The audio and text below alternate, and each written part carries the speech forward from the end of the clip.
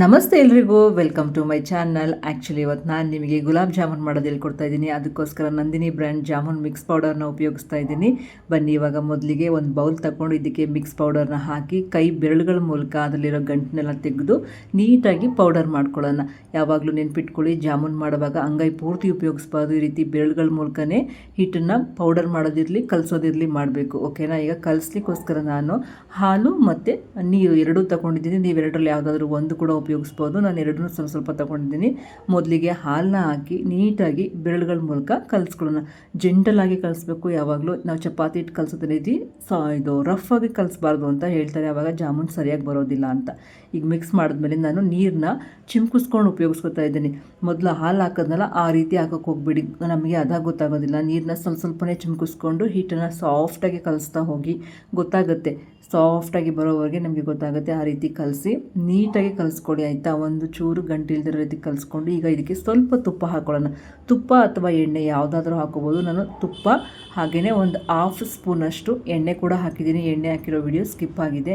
ಇದು ಹಾಕಿದ್ರೇ ಈ mix powder ಸಾಫ್ಟಾಗಿ ಬರೋದಿಲ್ಲ ಅಂದರೆ ಸಾಧ್ಯನೇ ಇಲ್ಲ. ನನ್ನ ಅನುಭವದಲ್ಲಿ ನಿಮ್ಗೆ ಹೇಳ್ತಾ ಇದ್ದೀನಿ. ಸ್ವಲ್ಪ ತುಪ್ಪ ಮತ್ತು ಎಣ್ಣೆ ಹಾಕಿ ಕಲಿಸ್ಕೊಳ್ಳಿ. ಇವಾಗ 4 ಹಾಕಿದ್ದೀವಿ. ಹಾಲು, ನೀರು, ತುಪ್ಪ, ಎಣ್ಣೆ ಹಾಕಿ ಈ ರೀತಿ ಸಾಫ್ಟಾಗಿ ಕಲಸಿ ಒಂದು 10 ನಿಮಿಷ ಅಥವಾ ಅರ್ಧ ಗಂಟೆ ಮುಚ್ಚಿ ಇಟ್ಬಿಡಿ, ಆಯಿತಾ? ಇದರ ಪಾಡ್ಗೆ ಅದು ಸ್ವಲ್ಪ ನೆನೀತಾ ಇರಲಿ. ಇವಾಗ ನಾವು ಮತ್ತೊಂದು ಕಡೆ ಸಕ್ಕರೆ ಪಾಕನ ರೆಡಿ ಮಾಡ್ಕೊಳ್ಳೋಣ. ಅದಕ್ಕೋಸ್ಕರ ಇಲ್ಲಿ ಒಂದು ಬೌಲ್ಗೆ 1 ಗ್ಲಾಸ್ ಸಕ್ಕರೆ, ಅದೇ ಪ್ರಮಾಣದಲ್ಲಿ 1 ಗ್ಲಾಸ್ ನೀರು ಹಾಕ್ಕೊಂಡು ಒಲೆ ಮೇಲಿಟ್ಟು ಒಂದು ಮೀಡಿಯಮ್ ಉರಿನಲ್ಲಿ, ತುಂಬ ಕಮ್ಮಿ ಉರಿನೂ ಬೇಡ ಜಾಸ್ತಿ ಉರಿನೂ ಬೇಡ, ಒಂದು ಮೀಡಿಯಮ್ ಉರಿನಲ್ಲಿ ಇಟ್ಕೊಂಡು ಸಕ್ಕರೆ ಪಾಕನ ಮಾಡ್ಕೊಳ್ಳೋಣ. ಸಕ್ಕರೆನ ಹಾಕಿದ್ಮೇಲೆ ಈ ರೀತಿ ತಿರುಗಿಸ್ತಾ ಇರಲಿಲ್ಲ ಅಂದರೆ ಸಕ್ಕರೆ ಆಗಿರೋದ್ರಿಂದ ತಳ ಹಿಡಿಯೋ ಚಾನ್ಸಸ್ ಇರುತ್ತೆ. ಈ ರೀತಿ ಚೆನ್ನಾಗಿ ಕರಗಿ ಕುದಿ ಬಂದ ಮೇಲೆ ಒಂದು 5 ನಿಮಿಷ ಕುದ್ರೆ ಸಾಕು. ತುಂಬ ಒಂದೆಳೆ ಪಾಕ ಆ ಥರ ಎಲ್ಲ ಬರೋ ಅವಶ್ಯಕತೆ ಇಲ್ಲ. ಒಂದು 5 ನಿಮಿಷ ಕುದ್ದ ಮೇಲೆ ಇದಕ್ಕೆ ಏಲಕ್ಕಿ ಪುಡಿ ಹಾಕ್ಕೊಂಡು ಮಿಕ್ಸ್ ಮಾಡ್ಕೊಳ್ಳೋಣ. ಇಷ್ಟ ಆದರೆ ನಮ್ಮ ಸಕ್ಕರೆ ಪಾಕ ರೆಡಿ ಆಗುತ್ತೆ. ಬೇಕಿದ್ದಲ್ಲಿ ನೀವು ಇದಕ್ಕೆ ಕೇಸರಿ ದಳ ಕೂಡ ಹಾಕೋಬೋದು. ನಾನು ಬರೀ ಏಲಕ್ಕಿ ಪುಡಿ ಮಾತ್ರ ಹಾಕಿದ್ದೀನಿ. ಇದಾದಮೇಲೆ ಇವಾಗ ಜಾಮೂನ್ ಮಾಡಲಿಕ್ಕೆ ಎಣ್ಣೆ ಇಟ್ಕೊಳ್ಳೋಣ. ಇವಾಗ ಎಣ್ಣೆ ಕಾದಿದೆಯಾ ಅಂತ ಒಂದು ಚೂರು ಹಿಟ್ಟು ಹಾಕಿ ನೋಡಿ.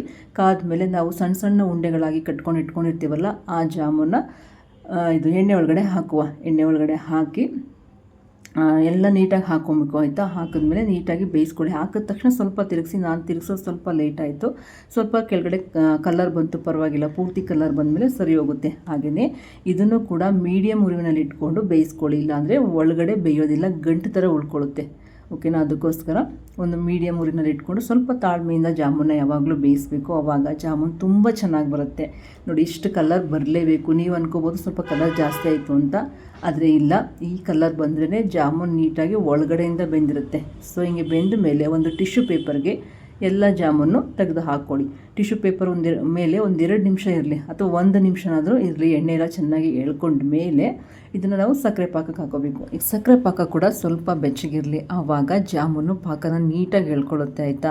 ಈಗ ಟಿಶ್ಯೂ ಪೇಪರಿಂದ ತೆಗೆದು ಜಾಮೂನ್ನ ಪಾಕದೊಳಗಡೆ ಹಾಕ್ಕೊಳ್ಳೋಣ. ಎಲ್ಲನೂ ಹಾಕಿ ಮುಚ್ಚಿ ಒಂದು 20 ನಿಮಿಷ ಬಿಡಬೇಕು. ಆವಾಗ ಪಾಕನೆಲ್ಲ ನೀಟಾಗಿ ಎಳ್ಕೊಂಡು ಜಾಮೂನು ಸಿಲ್ಕಿ ಸಾಫ್ಟ್ ಅಂತಾರಲ್ಲ, ಆ ರೀತಿ ಆಗುತ್ತೆ. ಇವಾಗ ನೋಡಿ, ನೆಕ್ಸ್ಟ್ ಇನ್ನೊಂದು ಬ್ಯಾಚ್ ಕೂಡ ಹಾಕಿ ನೀಟಾಗಿ ಕರೆದಿದ್ದೀನಿ, ಆಯಿತಾ? ಈ ರೀತಿ ಆದಮೇಲೆ ಇವನ್ನು ಕೂಡ ನಾವು ಸಕ್ಕರೆ ಪಾಕದೊಳಗಡೆ ಹಾಕ್ಕೊಳ್ಳೋಣ. ಈ ರೀತಿ ಜಾಮೂನು ಒಂದು ಒಡಿದೇ ರೀತಿ ನೀಟಾಗಿ ಬರಬೇಕು ಅಂತ ಅಂದರೆ ನಾನು ಏನು ಹೇಳ್ಕೊಟ್ಟಿದ್ದೀನಿ ಅದೇ ರೀತಿ ಮಾಡಿ. ನನಗೂ ಕೂಡ ತುಂಬಾ ಇಷ್ಟ ಆಯಿತು. ನಂದಿನಿ ಬ್ರ್ಯಾಂಡ್ ಪೌಡರ್ ಉಪಯೋಗಿಸಿ ನಾನು ಫಸ್ಟ್ ಟೈಮ್ ಮಾಡಿರೋದು, ತುಂಬ ಚೆನ್ನಾಗಿ ಬಂತು. ಇದೇ ರೀತಿ ನಿಮಗೂ ಬರಬೇಕು ಅಂದರೆ ನಾನು ವಿಡಿಯೋನ ಪೂರ್ತಿ ನೋಡಿ ಮಾಡಿ ಅಂತ ಹೇಳ್ತೀನಿ. ನೋಡಿ, ಇವಾಗೆಲ್ಲ ಹಾಕಿ ಮುಚ್ಚಿ ಒಂದು ಅರ್ಧ ಗಂಟೆ ಬಿಟ್ಬಿಡಬೇಕು. ತಣ್ಣಗಾದ್ಮೇಲೆ ಅದು ಟೇಸ್ಟಿಯಾಗಿರೋದು. ನಿಜವಾಗ್ಲೂ ಎಷ್ಟು ಚೆನ್ನಾಗಿ ಪಾಕನ ಹೀರ್ಕೊಂಡಿದೆ ಅಂದರೆ ಯಾರೋ ಬಂದು ಪಾಕನ ಕುಡಿದ್ಬಿಟ್ಟವ್ರೇನೋ ಅನ್ನೋ ರೀತಿಯಲ್ಲಿ ಎಷ್ಟು ಚೆನ್ನಾಗಿ ಹೇಳ್ಕೊಂಡಿದೆ ನೋಡಿ. ಹಾಗೆಯೇ ಜಾಮೂನ್ ಕೂಡ ತುಂಬ ಸಾಫ್ಟಾಗಿತ್ತು. ಓಕೆ, ಈ ವಿಡಿಯೋ ನೋಡಿದ್ರೆ ಅಲ್ವಾ ಇಷ್ಟ ಆಯಿತು ಅಂತ ಭಾವಿಸ್ತೀನಿ. ಮತ್ತೆ ಮುಂದಿನ ವಿಡಿಯೋದಲ್ಲಿ ಸಿಗ್ತೀನಿ. ಧನ್ಯವಾದಗಳು.